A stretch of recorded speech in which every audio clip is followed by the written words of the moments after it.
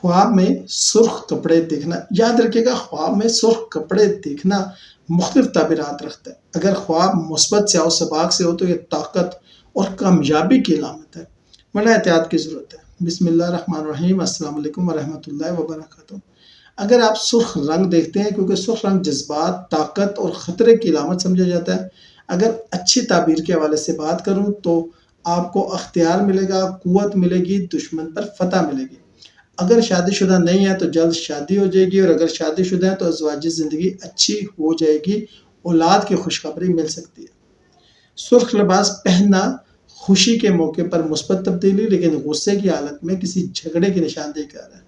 چمکدار سرخ رنگ جو ہے معاشرے میں نمایاں مقام، گہرا سرخ رنگ کسی خطرناک صورتحال کی طرف اشارہ کرتا ہے۔